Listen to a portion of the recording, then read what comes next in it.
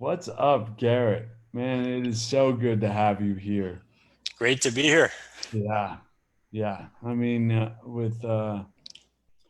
With your background in neurology and engineering and what you created with the newbie and NeuFit, it just had me thinking like, you know, I got to see you do a training for practitioners of newbie, and I was like, you know your stuff when it comes to neurology, and that's why I'm super excited to have you here for this series.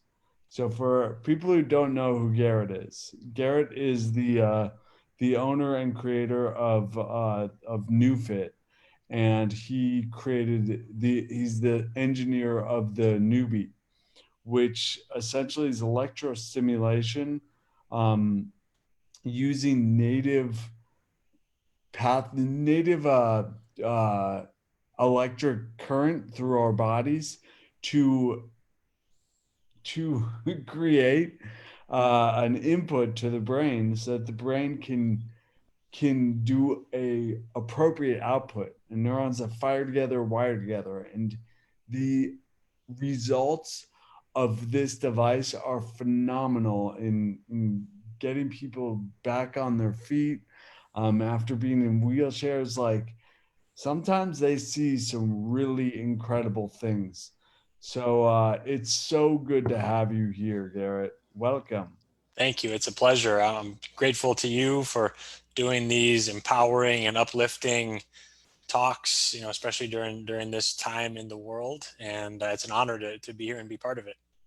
Yeah, it's so important. It's so important for many reasons for us to empower ourselves in general. Like, that's one of the most important words to me, because empowerment is how I regain my health, and how I took control of my own health, and really how anybody takes control of it, or anybody gets truly healthy. They have to empower themselves. And um and it's really we can empower ourselves with knowledge and with support and with understanding. So getting you on here, the main reason to bring you here was to get a good understanding of neurology. Mhm. And also I am just so impressed by the newbie as well. So I want to show how it works with that as well. Absolutely. And one of the most, to me, kind of most meaningful and powerful pieces of this notion of empowerment is found in your story. You had a brain injury, and instead of thinking, oh gosh, it's going to be like this forever, or oh, I'm not going to be able to fix it unless I get a new brain implanted, what you did is you tapped into the potential that you had to make changes. There it's a really a profound example of neuroplasticity. And to me, that kind of process of tapping into the potential that we all have, this ability that we all have that's just lying dormant or unable to be accessed, is really a big piece of empowerment, and a big part of the nervous system, and why it's important, because it is the nervous system that controls whether we, for us, it's more in the neuromuscular space. Like you mentioned, helping people walk again. It's about helping people recover faster from injuries, optimizing fitness, working with chronic pain, whatever it is. It's the nervous system is really that key that allows us to unlock or open the floodgates, so that whatever potential is inside can actually come out and be expressed and be put to productive use in the world. Right. And the nervous system and neuromuscular, re-education, as it's called, um, is the same principles that our neurology uses in everything. Our attention, our thought patterns, they're all governed by the same principles. And so it's really cool because the neuromuscular aspect of it that you show day in day out is really is really a visible way to see neuroplasticity in action. Totally, totally. So with these mechanisms, something we often talk about is neurons that fire together wire together. And that principle guides us in so much, and guides us in so much when it comes to our thought patterns and fear patterns and our response to scary stimuli Hmm. or mysterious stimuli like we're dealing with right now. So let's talk about the newbie a little bit. How does the newbie work to create neural pathways in the body, neuromuscular pathways? That's a good question, and there's a few different points that you mentioned there that I think are super relevant. You mentioned neurons that fire together wire together, the Hebbian learning principle, and a very related, you know, another way of saying the same thing almost is to talk about the SAID principle, SAID, specific adaptation to imposed demand. And that basically means that we're always adapting to whatever it is that we're doing. So if I am if I'm out in the sun a lot, I'm going to get a tan, which my wife might tell you I need to work on my tan a little bit. I can't see if she's watching. I think she's watching. um, Very good. so if I'm a desk worker and I spend 10 hours a day in this position, then I've gotten really, really good at being in that position. And I've earned the right to be in this position, even when I'm away from my desk the rest of the day. So the specificity of what we're doing is so important, and it can be a positive force or a negative one. If we're adapting into this type of position, it can be a quote unquote negative or something that may not be the best thing for quality of life. Whereas if we are in the gym and using our muscles in an effective way, and they grow or they get stronger, that can be a productive specific adaptation. And so the specificity is very important, particularly if we're talking about someone who's overcoming a brain injury or a spinal cord injury or trying to restore function after MS. The specificity is so important because that's a prerequisite for neuroplastic changes to happen.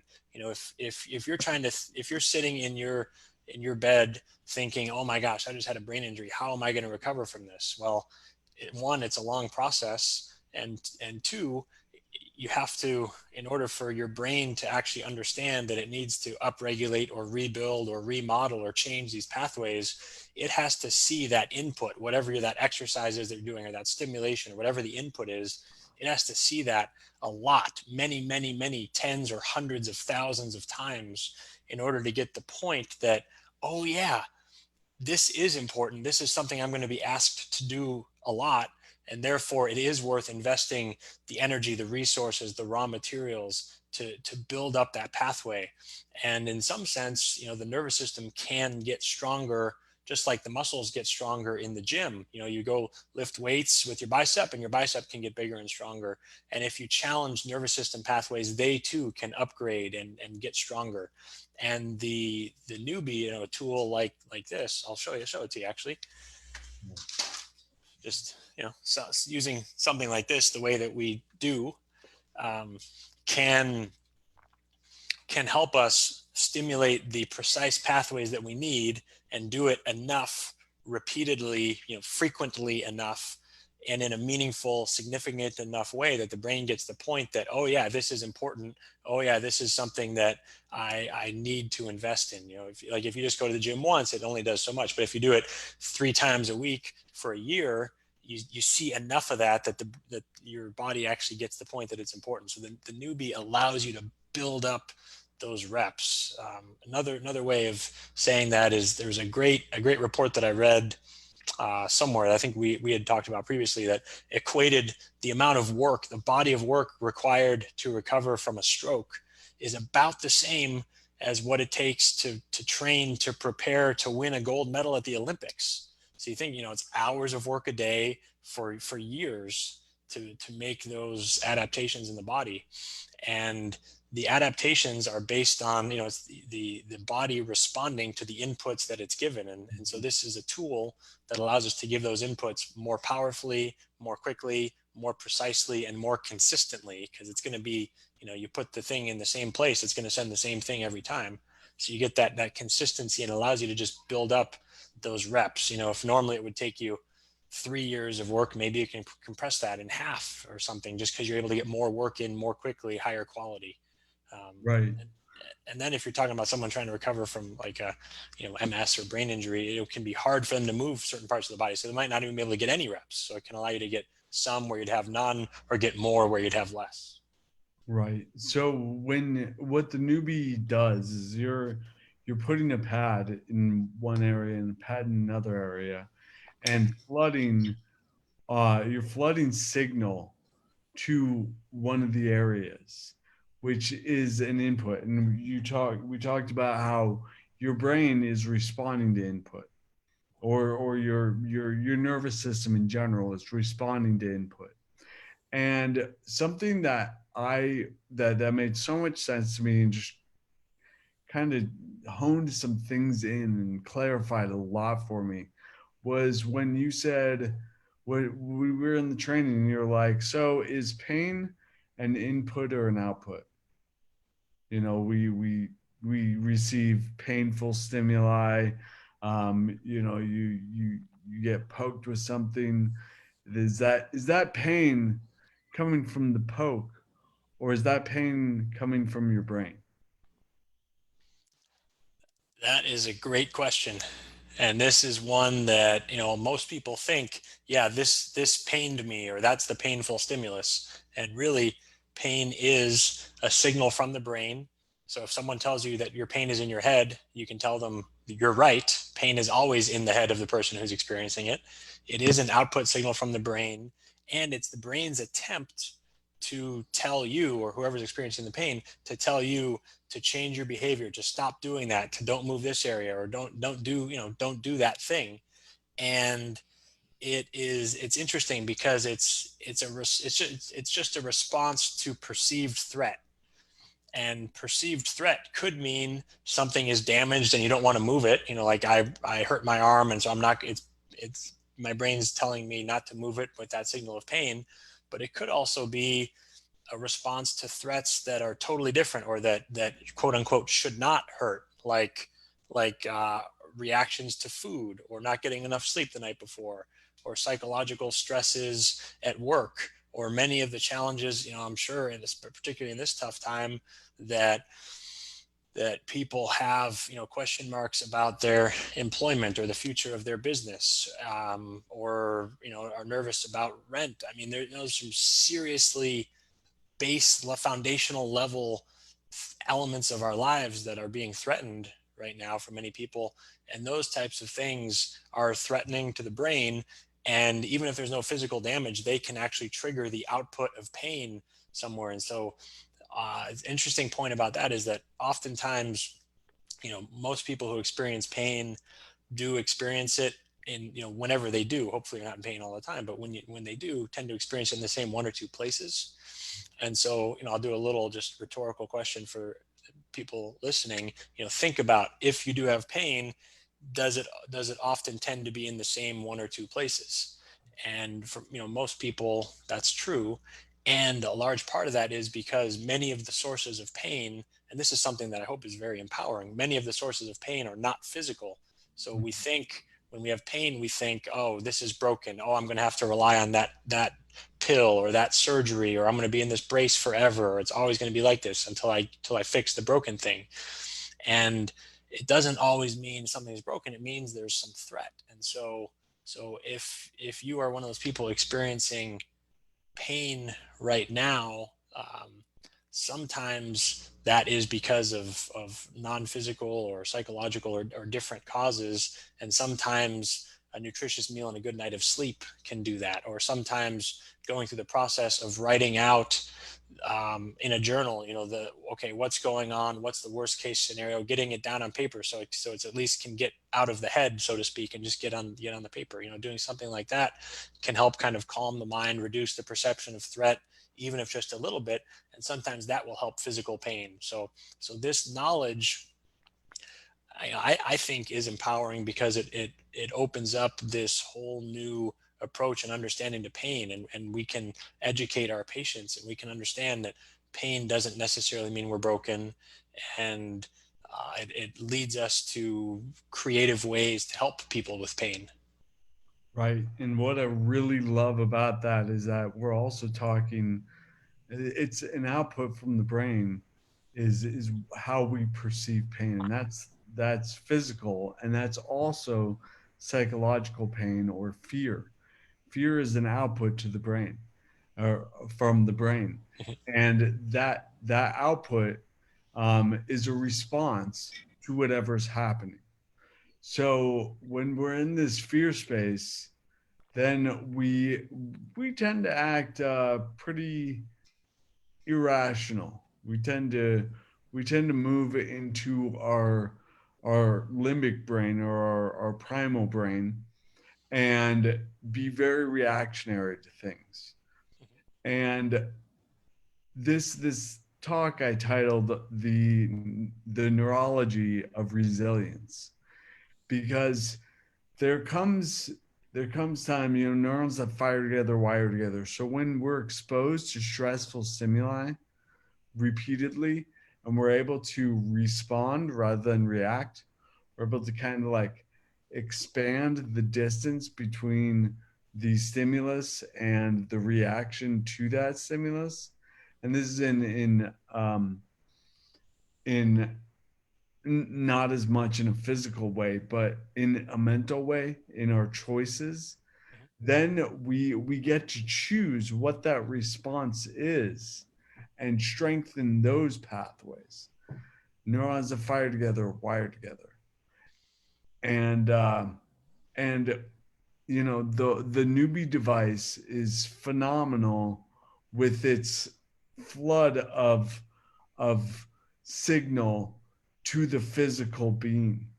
And there's so much power in that. And early on we started talking about how there's also a psychological aspect to it, as far as dealing with this uncomfortable situation, and breathing through it, moving through it, uh, with power and grace. Absolutely. Absolutely. Yeah. And one of the things, one of the most important principles here, I'll share.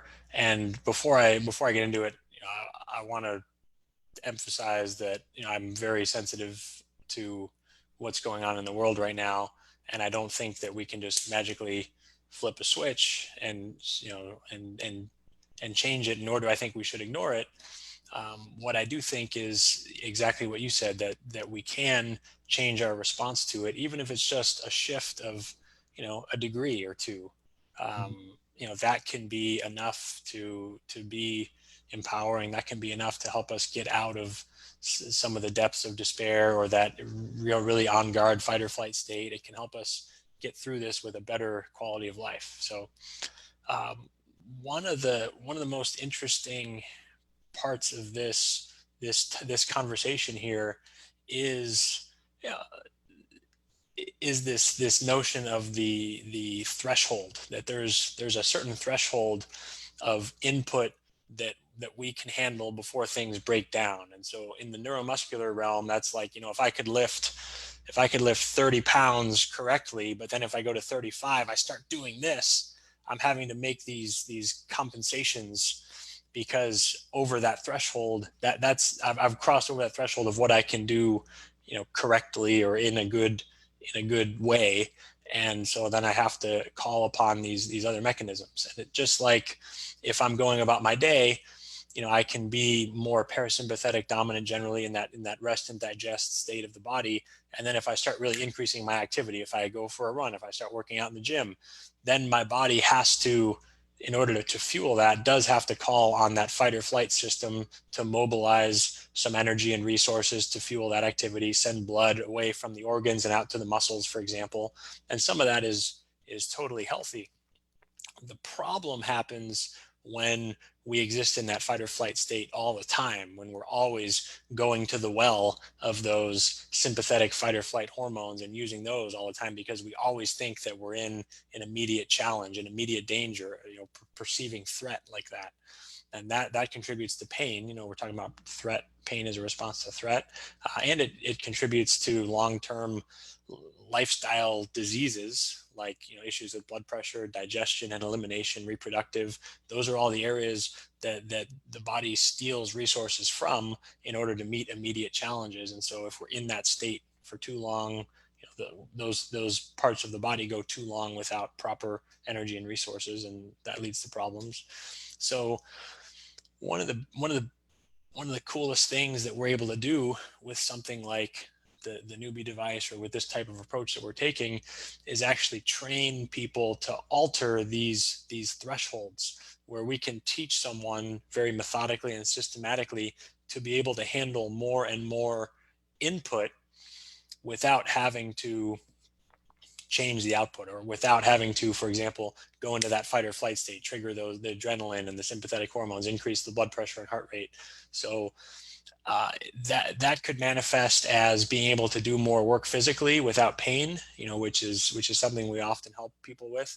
It can also manifest as, if I go and I have a challenging day at work and that has stressed me out and I'm on edge and I'm in this fight or flight, I come home and my wife and children, who I love very much, they might come to greet me, and where I want to be able to give them a hug and kiss, they might say something to me and I might snap at them because I'm in that state, because I haven't been able to effectively handle what happened to me during the day. Whereas I would define resilience, being resilient, as being able to handle more and more inputs, greater levels of challenge or duress, and while still staying in whatever the optimal state is. So even if I have that challenging day at work, I can come home and still lovingly greet my wife and children, still have a positive conversation, be present with them, in the way that I want to be. And I'm certainly not always there, but that's just a real world example of something that's very motivating to me, and something that's important to me. And also, I think now the input of the current situation, if we're getting these inputs from the news and the media telling us, and I'm not saying it's overblown or it's wrong. Obviously there's a lot of people very sick and hospitals are overrun, and the message is legitimate. Uh, and yet we can still talk about how we respond to it. So if we're getting inundated with all of these inputs, we can get overwhelmed. We can feel like we're having to fight or flight right now, and we can be in that stressed out state where we're on edge. We're probably going to have a short fuse, and we're probably not going to be as healthy, and we're not going to be able to interact as positively with the people in our lives. Or we can stay in that state so long to where we get overwhelmed, and we just eventually that gives out, and we go into the freeze response, and we just say, uh, whatever. We can do all that, or we can really use it as an opportunity to train ourselves to be more resilient, to consciously and intentionally shift our focus, even if we're not pie in the sky just thinking about positive wonderful things. We can focus on our breathing. We can do a little bit of breath work. We can focus on I'm happy to talk about different exercise techniques or different things. We can focus on doing that. One, to do something productive and promoting health during this time, and two, to teach ourselves to shift to where even when we have all these fearful or threatening inputs coming at us, to teach us to be able to handle them better, to teach our brain to shift how it responds, to be able to handle more and more challenge around us while still staying calm and centered in a healthier state. And I think taking time, even if it's just a few minutes a day, to focus on breathing exercises, on physical movement based exercises right now, is a wonderful thing to be doing. And seeing how we can, even though the same thing is going on, the same inputs are happening, seeing how we can change our state and shift our outputs. Nice. Yeah, we talked about earlier on. You talked about journaling, which I think was really a powerful tool, along with breathing, journaling, water. That's good stuff too. To put us in a place where we are not so sympathetic dominant. So sympathetic is going to be the the rest and die or sorry, sympathetic is fight or flight, right? Like running. And when that happens, all of our blood goes away from our meal that we're digesting. It's like we can digest that meal later. Let's like get away from this danger. And um and then parasympathetic is giving us nutrients, rest and digest. That's giving us nutrients. Fight or flight, that's taking them from us. So when we can get into a state, and this is the thing, like the fear response, it doesn't matter whether it's a bear or it's a virus that we can't see, taste, touch, or or losing our job. That's a really big bear, right? Like that's a bear that is on you day in day out. Scary bear. Scary bear. Yeah. And so it's something that we becoming resilient to things like that is and I appreciate the three states you said: being able to calmly, cool, and gracefully like handle whatever stressor and respond accordingly. That's like nice. Or if we're in the fight or flight state and we stay in that for so long, you were presenting about this, and you're like, this is when a bear comes in, and you're just like, start with the legs, you know. It's just like, I guess whatever, like it's not even worth it. So, and we can get into that state when we're just constantly in this intensely stressful environment. So right now there's a lot of changes in people's lives, and and it is scary. There is fear happening. There's lots of fear responses, so much uncertainty and loss of control.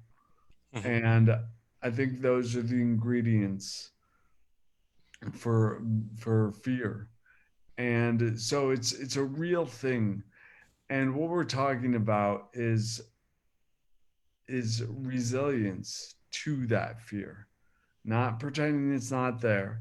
It's there. And things really are happening. Absolutely. So what can we do? What are some other tools or even journaling tools and breathing tools that people can use? That's a good question. There's, how I think about it is, okay, there's a baseline level of stress or threat because the world is in crisis right now. And one, I think useful way to look at everything is to say, okay, I know that some of my ability to handle stress is already taken up just by the world situation. Just getting up today, I'm going to be inundated with something that's going to be a stressor to me. So I want to take a look at what stressors I can eliminate that might often be there. So things like processed food, things like not sleeping well, things like different things that are stressors to the body that I normally might be able to handle or take in stride. Now I'm going to be less able to handle because some of my overall ability to handle that stuff is being taken up right now. So I think now is the time to, as much as one is able to, focus on eating healthy food, as much as one is able to, focus on drinking more water, as much as one is able to focus on, getting more sleep, as much as one is able to focus on nourishing your mind with, with reading, um, you know, that can be even harder if you are one of the 10 million people who just filed for unemployment. Or, I mean, it can be very difficult. So it's not do everything all today, but it's pick out a piece, find what you can do in order to empower your body to be able to handle with this background baseline stressor that is affecting all of us. Yeah, I love what you're talking about with our capacity to handle stress. And analogy I've been told that I really like is a bucket, stress bucket, right? And you have certain things that stress you out and put more stuff in this bucket. And you're fine as long as it's containing the stress, you know? But when you get more and more and more piled on there, it's good until it overflows. Hmm. And once it overflows, then we're in crisis. And so some things add to our stress bucket and others take out of our stress bucket. Hmm. Like when we have a really good night's sleep, our stress bucket gets drained a bit and we're able to handle other stressors the next day. Hmm.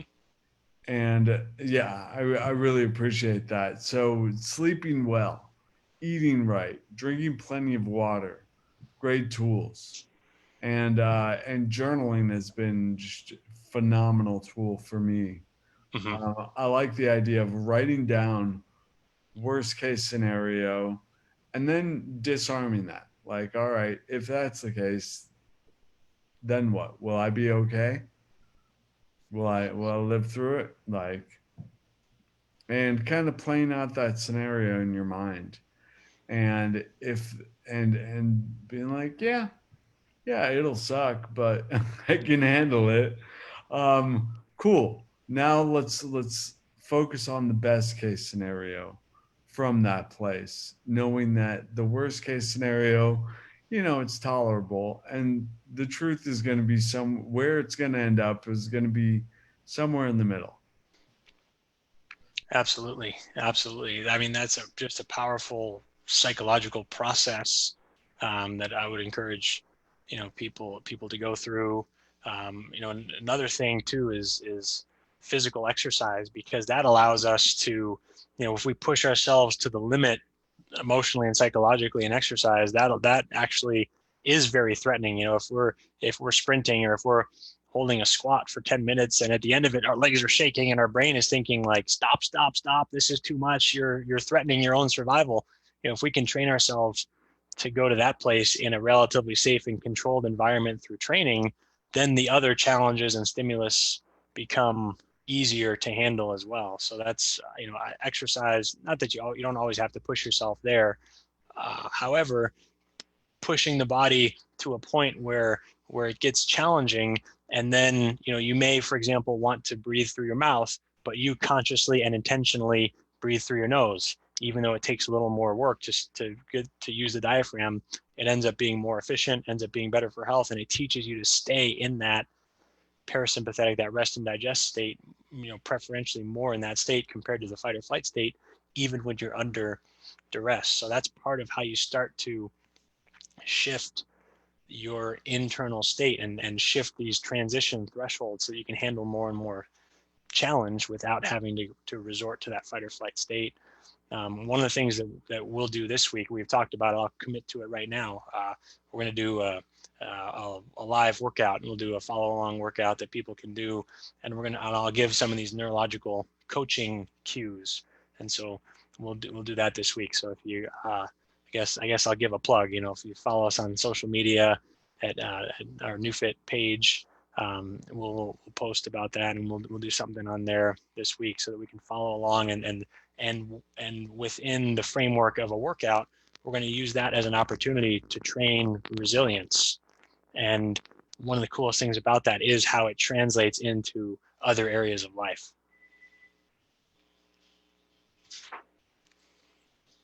That's my fault. I missed it. So yeah, it's absolutely true. It translates into all sorts of different areas of life, and it's interesting how this pandemic, it's really done a lot of damage to a lot of people's lives.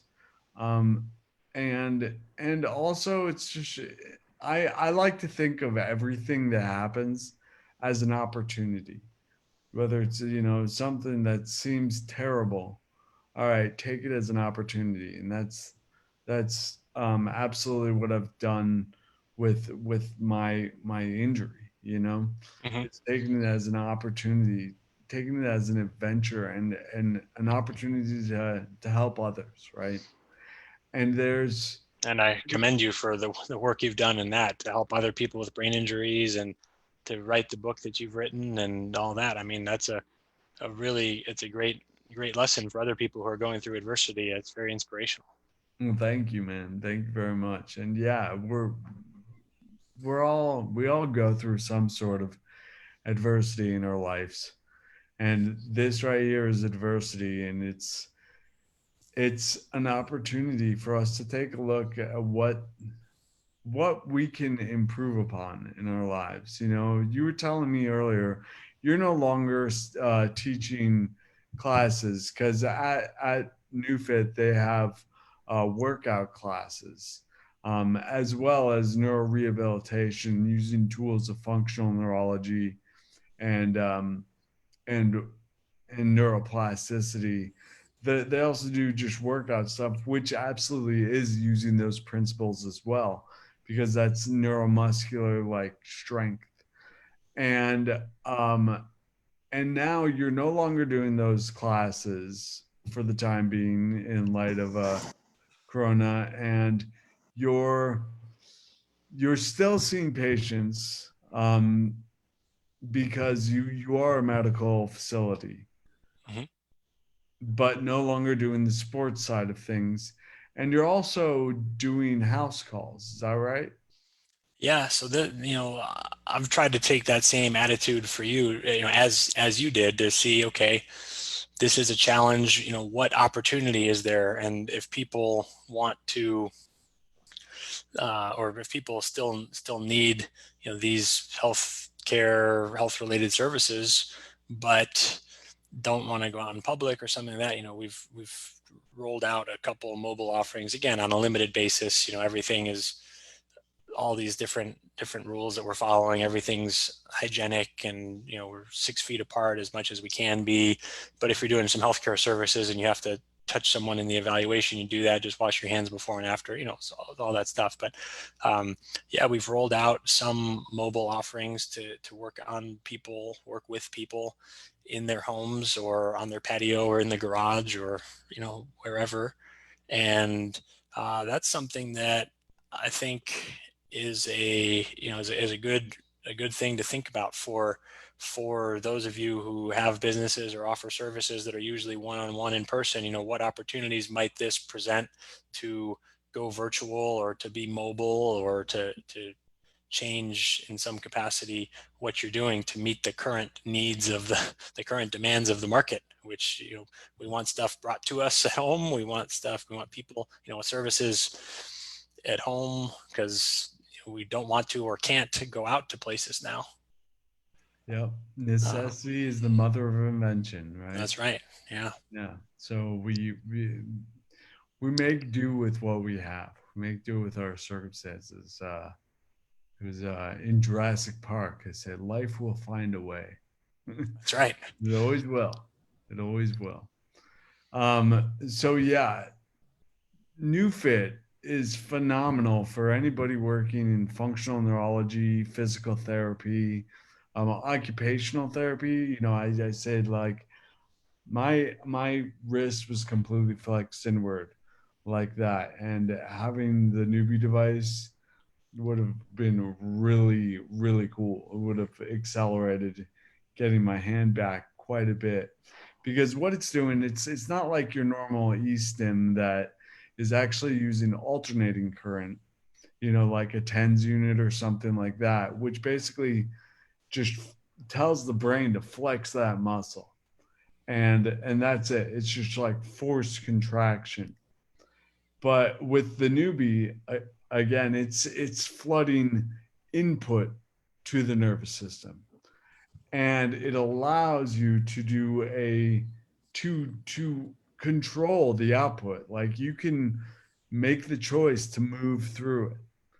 And doing that, neurons that fire together wire together. And the speed at which this works and you see results in your in your musculature, in your abilities, in your movement is phenomenal.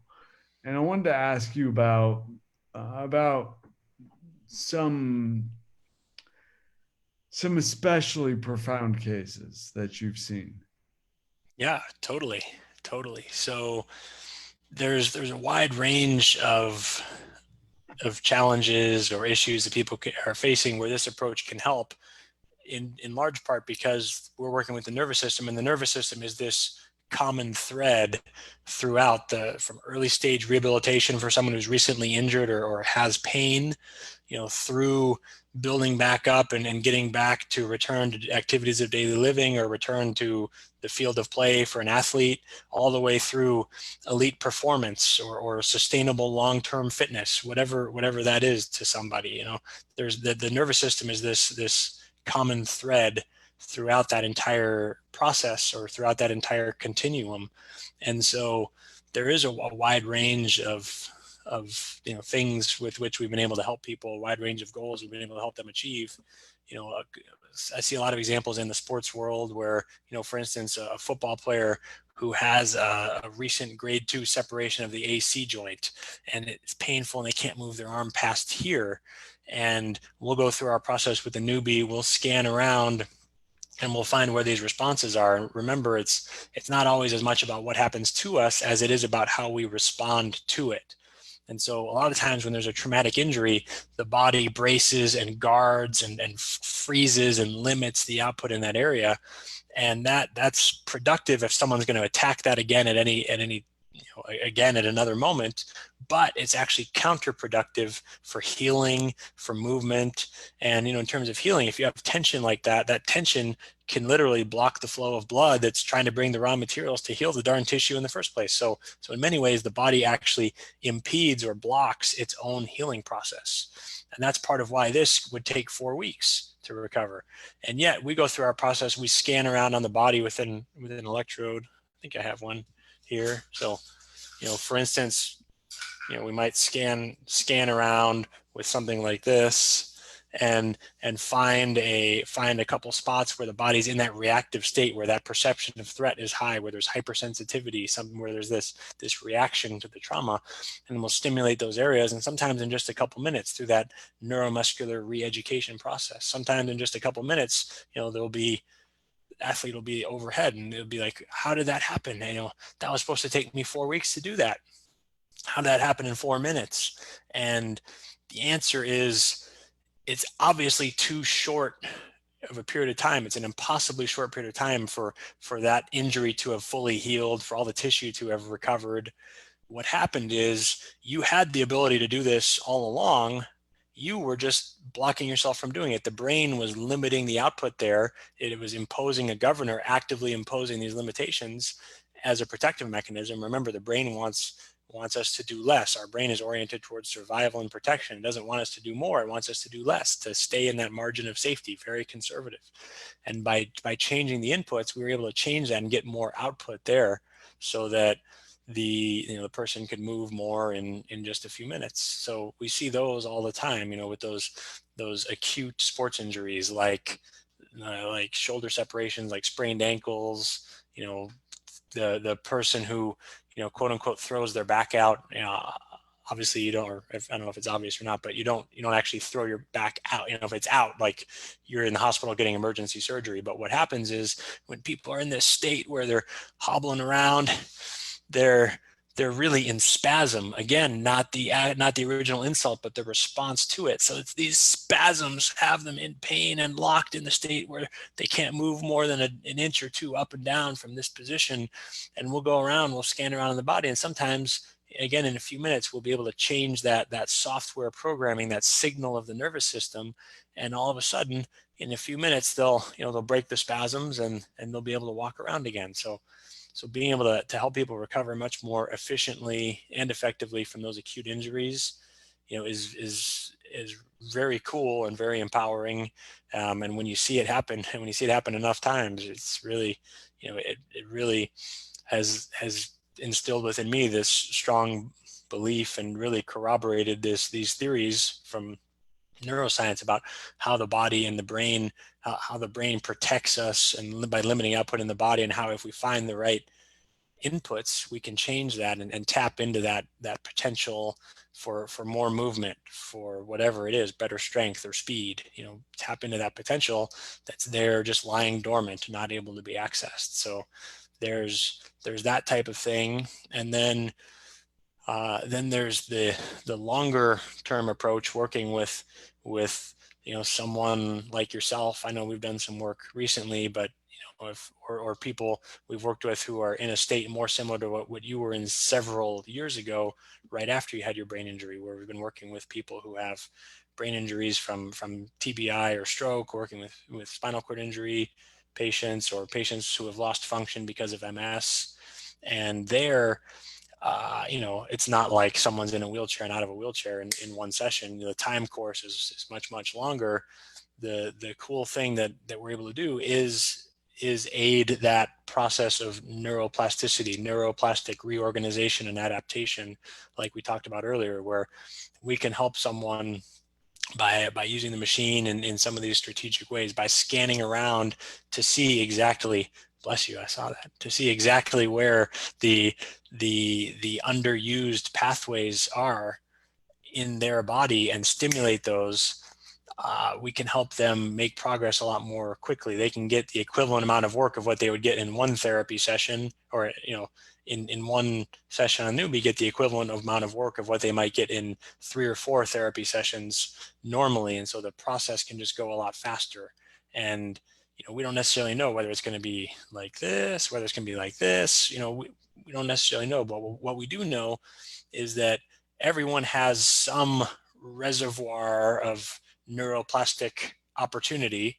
We don't know if it's like this big or this big, Mhm. but we can help them tap into that reservoir of opportunity and make those changes. And for many people, we've seen that make a profound difference in balance and returning to activities of daily living. For some people, that re-education process has helped them learn to use parts of their body again they couldn't use before, walk again. We have a little a mini documentary, 5 or 6 minutes long, that I'd be happy to share the link, about a woman named Amy who came to see us 25 years after her spinal cord injury. So in her early 20s, she fell off a horse, broke her neck, was paralyzed for 25 years. And of course, everyone had written off any idea or any notion that she could ever regain function after such a long period of time. And she had totally adapted to living a very good, productive life filled with love. She has a family and fulfilling work, however, just without the use of her legs. And she also was very positive and open-minded, and even though she never really thought much would happen, she was open-minded enough to try working with us. And as she says in this story, in the first few even weeks, she started to see glimpses of new sensations, little bits of movement, um, and then she worked on building up towards standing like a child would in the beginning of life. We worked on crawling and rolling and different patterns like that, using the newbie throughout in order to accelerate that process of reawakening those neurological pathways. And by the end of the first year, she was standing with support, taking her first few steps. Now she's walking with a walker.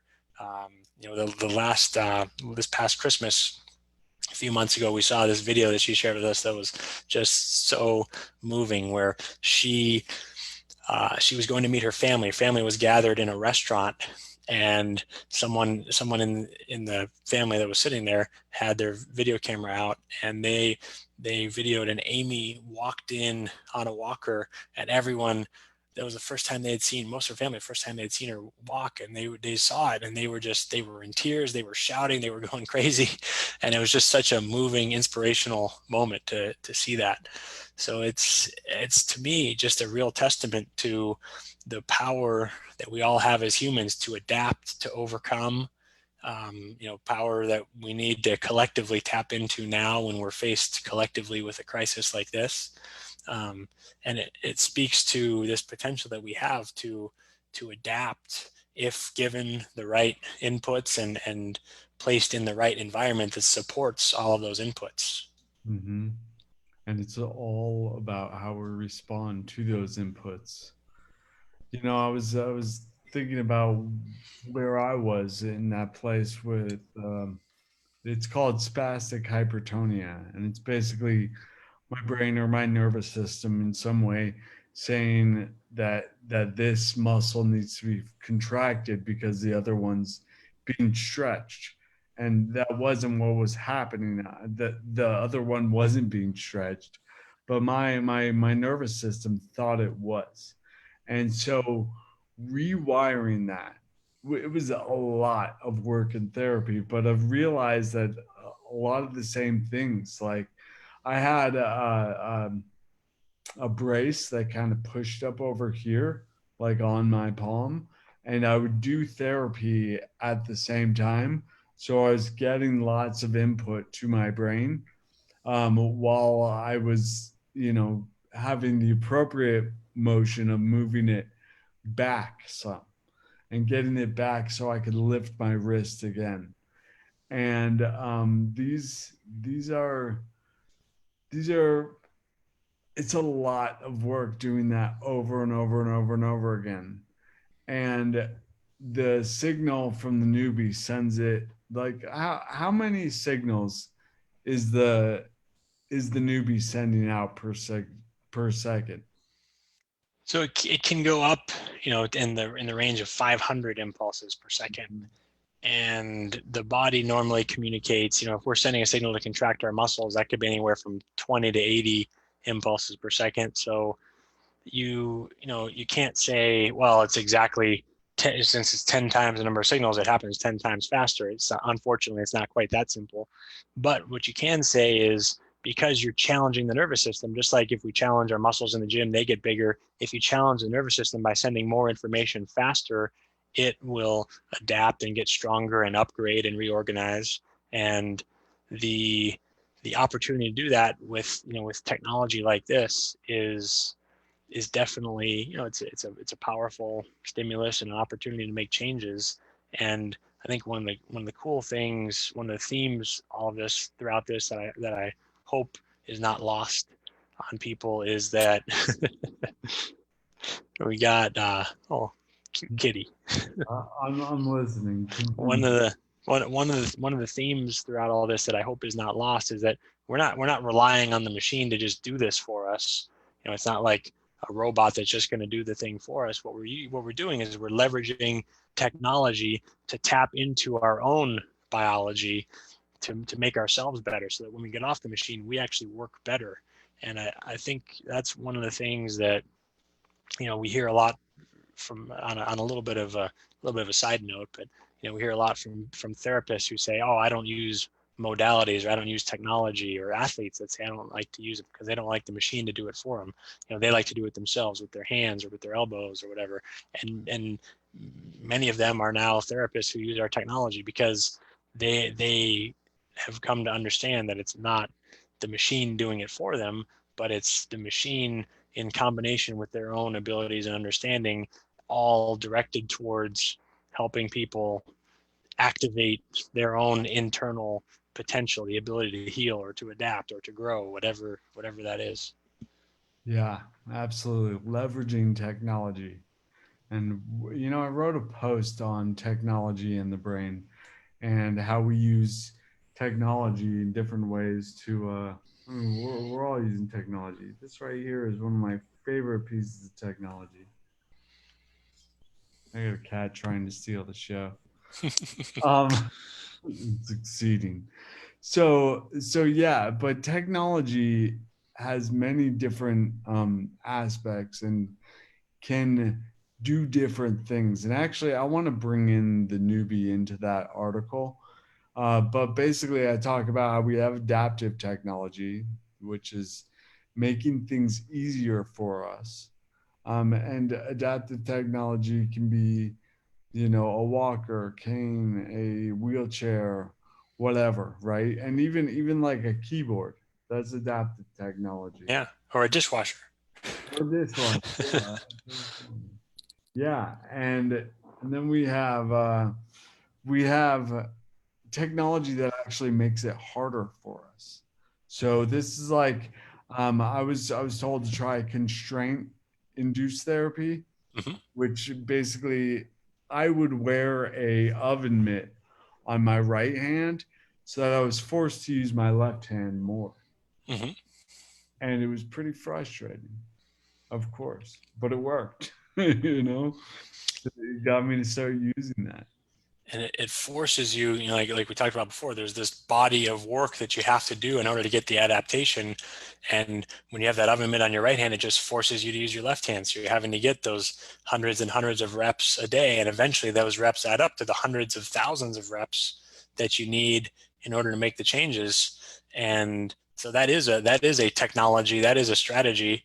It's one that's shown promise for people recovering from stroke, and the reason it works is that it just forces you to get that volume to accumulate those reps, that number of input that you need.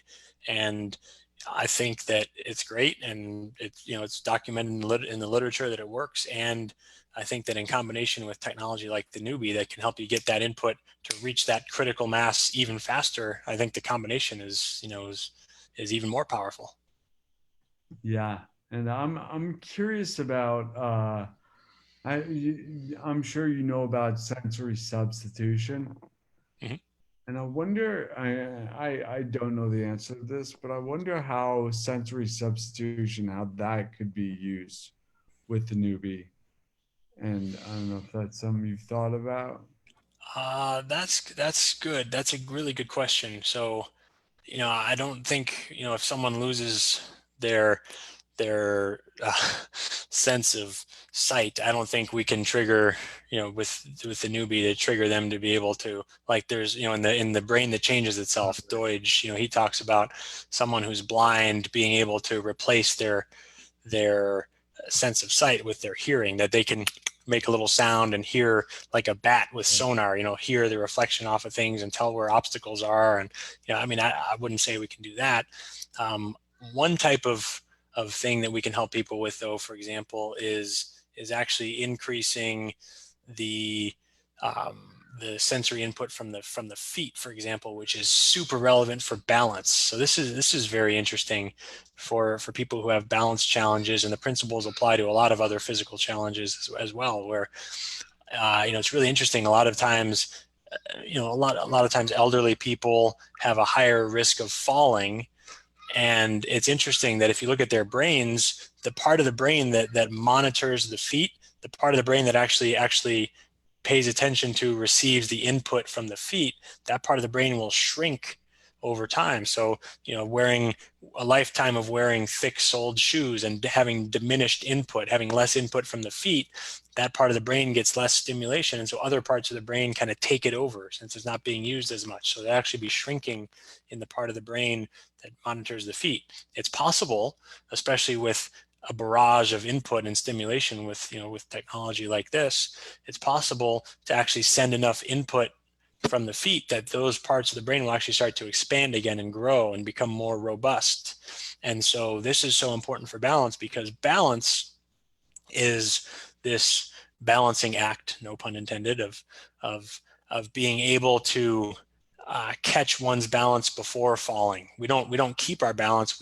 We lose and catch our balance. So if my foot is sensing that my weight is shifting and I'm at risk of losing my balance, I need to get that information up to my brain and spinal cord both quickly enough to be able to make the adjustment so that I shift and I catch my balance before it's too late, before I fall.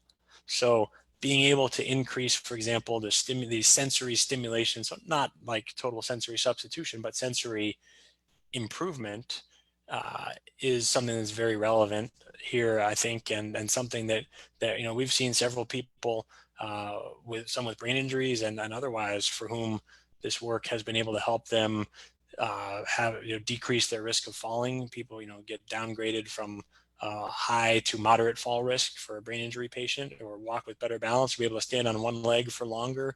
These different balance tests that people do, less sway in their center of gravity. So we've seen some cool things happen. That's really cool. I'm glad you brought that up. Yeah, absolutely. I mean, our feet have so many nerves in them, and really, really powerful to enhance the neuroplasticity there. Totally with you. So Garrett, we can learn more about you at new.fit, neu.fit, right? Right, NEU, like neurological, new.fit, and then sorry, I'd put up my little microphone there. Yes, NEU.fit, like NEU, like neurological. Uh, I recommit to speaking into the microphone, and and then on social media, we're most active on Instagram, and a good place to follow us if you're on there is it's NeuFit, NEUFIT RFP for rehab, fitness, and performance. NeuFit RFP.